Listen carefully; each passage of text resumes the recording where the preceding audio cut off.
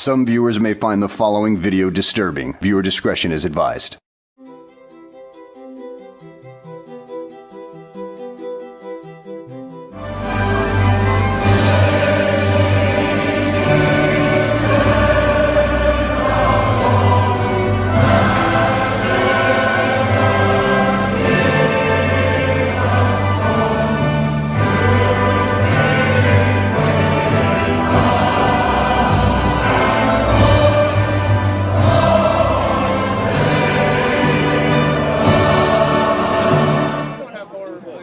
Yeah, Mason Bible. Totally demonic. So I got on eBay and got myself a Masonic King James Bible. There's a Freemason insignia on the front. But what really shocked me the first time I picked this up, sun god, frogs, almond. But they do feature Egyptian gods and goddesses, which is kind of interesting because, you know, being Catholic, a Roman Catholic in my case, we're not taught that these gods exist, but they, you know, they clearly have them shown here. So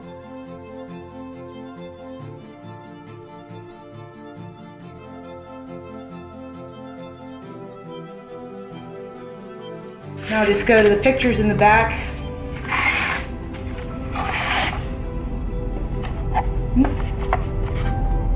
The Egyptian gods and goddesses.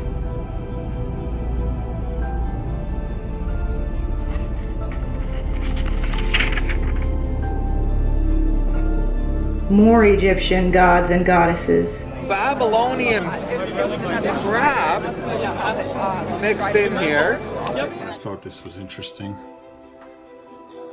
The soul revisiting the body.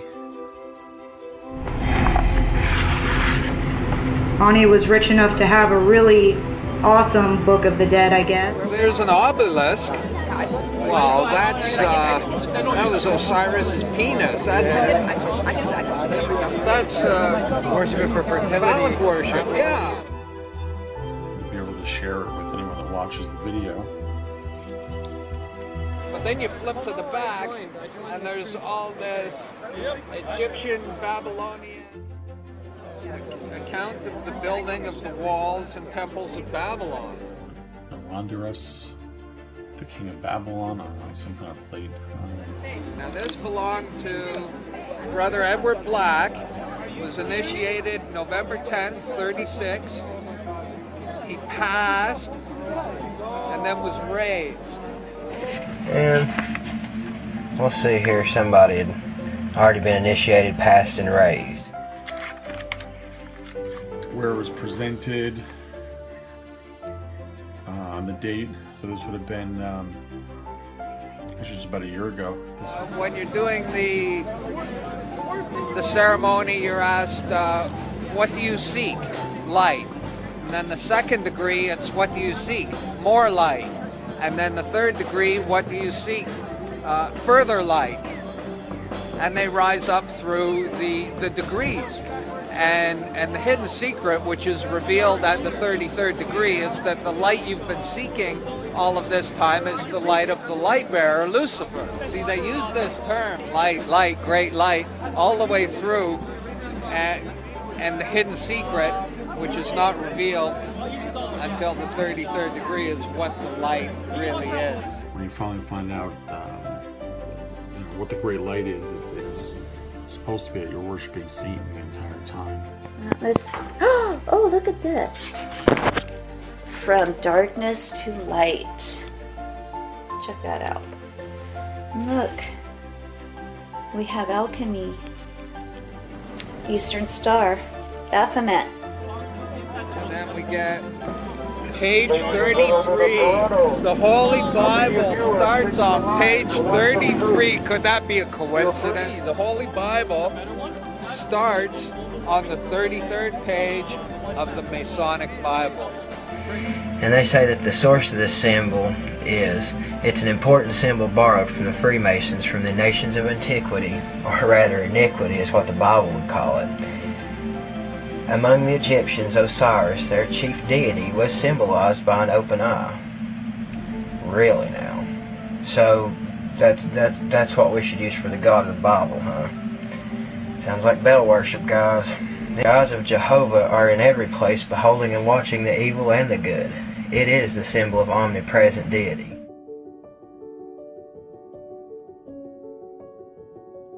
He who introduces light into the lodge must be a worthy man and experienced in the craft. Legend of the Craft, Legend of the Temple. My name on the Masonic and the Order of the Eastern Star, the Baphomet there. Photo of George Washington's sash worn in the Revolutionary War at the time he resigned his commission in 1783. Oh boy. The building of Solomon's Temple. Oh look, this is George Washington's Masonic apron. Oh, look at that. George Washington. Okay. Oop, Thomas Jefferson. James Madison. Check it out. James Monroe. Andrew Jackson. Here you have Masonic presidents of our country. Masonic presidents. I'll zoom in here so you can read a little bit better. George Washington, Mason. Thomas Jefferson, James Madison, James Monroe, Andrew Jackson, James Knox Polk, James Buchanan, Andrew Johnson, James Garfield, William McKinley, Theodore Roosevelt, William Howard Taft, Warren Gamaliel Harding, Franklin Delano Roosevelt, Harry S. Truman, Gerald Ford, the fatherhood of God, the brotherhood of man. There you have George Washington with a nice all-seeing eye radiating down over the White House. Nice imagery there. The white apron there is made of lamb's wool, and it symbolizes the veil that veils the Holy of Holies from the God of Masonry, which is right directly behind the veil. Excuse me there, I have to point there.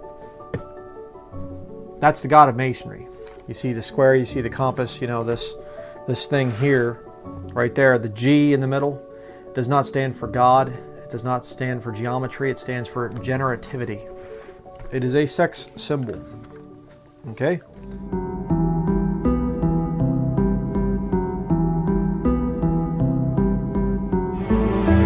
In the initiation in Freemasonry, we had to be recommended by another Mason.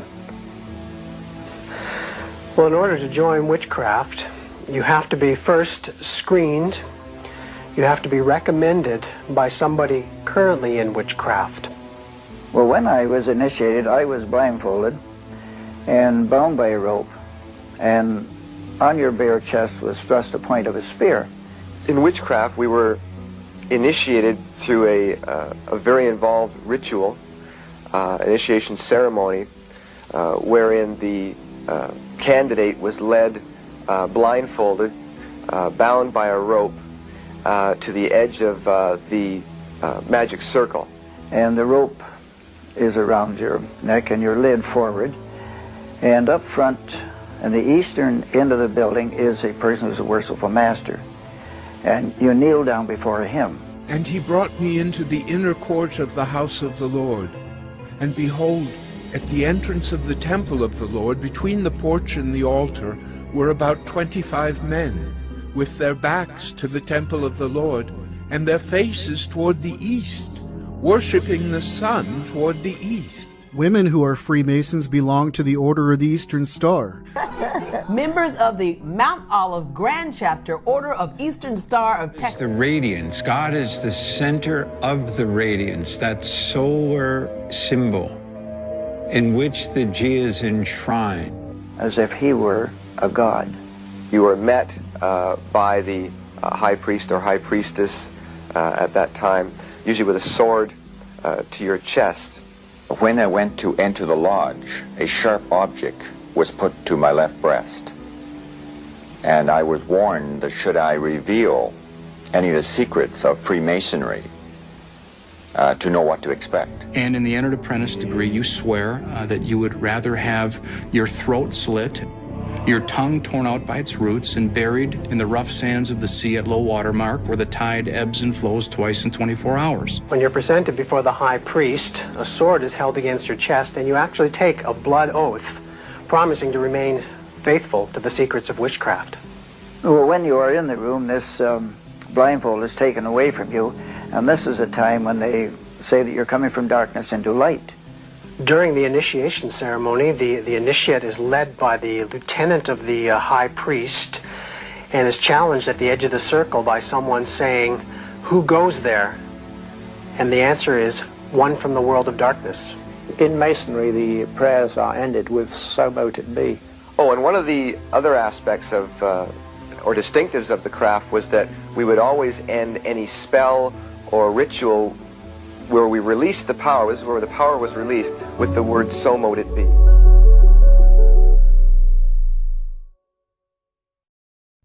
You're going to find out today that the all-seeing eye is not what you think it is.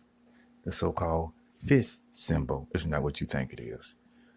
The crop circles are not what you think they are.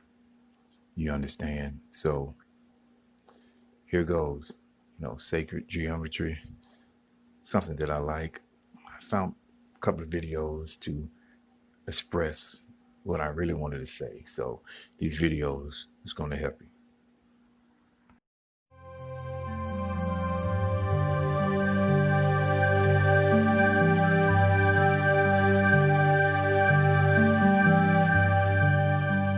Point A around point B, that makes a circle.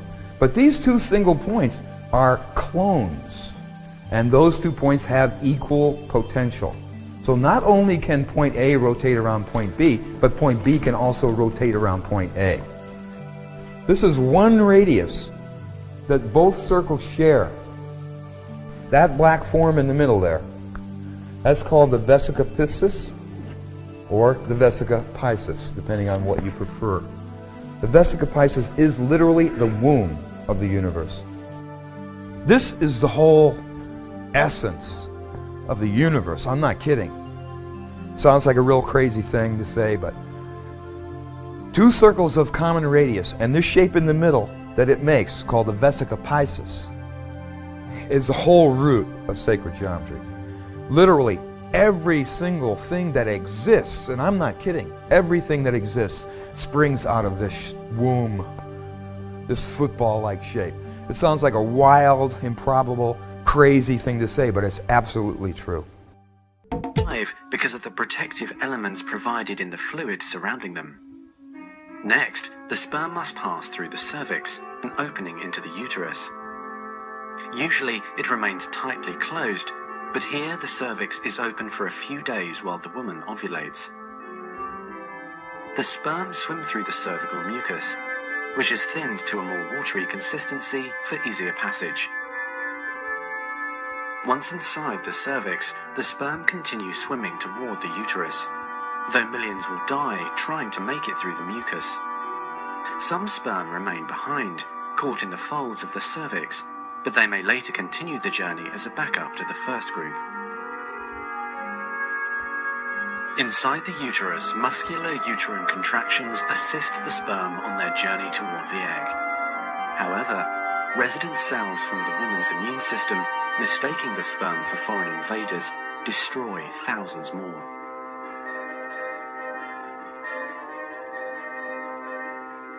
Now, only a few thousand remain. Inside the fallopian tube, tiny cilia push the egg toward the uterus.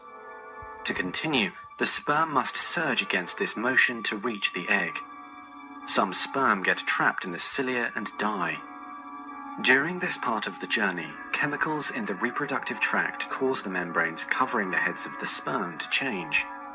As a result, the sperm become hyperactive, swimming harder and faster toward their destination.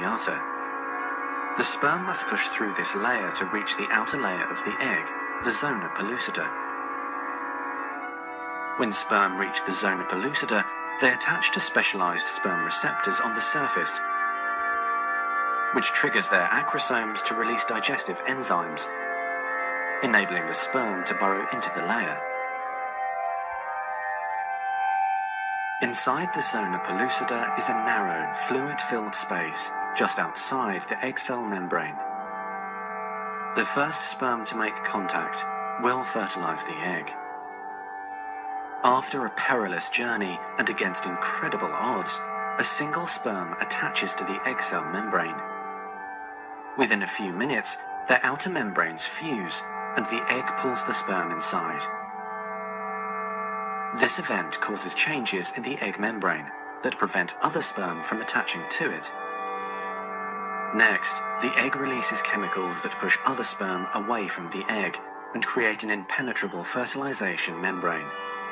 As the reaction spreads outward, the zona pellucida hardens, trapping any sperm unlucky enough to be caught inside. Outside the egg, sperm are no longer able to attach to the zona pellucida. Meanwhile, inside the egg, the tightly packed male genetic material spreads out. A new membrane forms around the genetic material, creating the male pronucleus. Inside, the genetic material reforms into 23 chromosomes. The female genetic material, awakened by the fusion of the sperm with the egg, finishes dividing, resulting in the female pronucleus, which also contains 23 chromosomes. As the male and female pronuclei form, spiderweb-like threads, called microtubules, pull them toward each other. The two sets of chromosomes join together, completing the process of fertilization. At this moment, a unique genetic code arises, instantly determining gender, hair color, eye color, and hundreds of other characteristics. This new single cell, the zygote, is the beginning of a new human being. These two sets represent the seed of the serpent and the seed of the woman. Now, during intercourse, the sperm, which looks like a serpent seed, it breaks through the outer membrane of the egg and fertilizes the egg, and then the genetic material splits and is released, and the seed of the serpent, or the, let's call it the sperm, disperses its genetic material and it forms into its 23 chromosomes, as does the seed of the woman, the egg. Now let's see what happens when they go towards each other. And then they go towards each other, and they move towards each other, and then they intersect of the all-seeing eye. That's what that is, the intersection. One is right side up, and one is upside down. We added another graphic so you can see how obvious the eye is. And that is the new race of beings. Just like Lady Gaga said, my performance at the Grammy Awards is about a new race of beings being birthed within the human race. And that's what's in the hieroglyph of Akhenaten and Nefertiti and everything else I've shown you. There is a seed of the serpent and the seed of the woman together with an X in the middle. You're looking at the grounds of Washington, D.C. You're looking at the Washington Monument. I've tried to show you all this in the best way I can, and this is the best way I can explain it to you. That is the all-seeing eye. That was the goal. Our vision was their goal. Our eyes would be open, the all-seeing eye. There it is. Here you go, people. There it is. X marks the spot. Right there. And eyes are. And now everything's to the right and to the left. And there it is. There the alien eyes are to the right of the screen. And there's the all-seeing eye, the penis of Osiris, and the intersection of the two sets. There it is.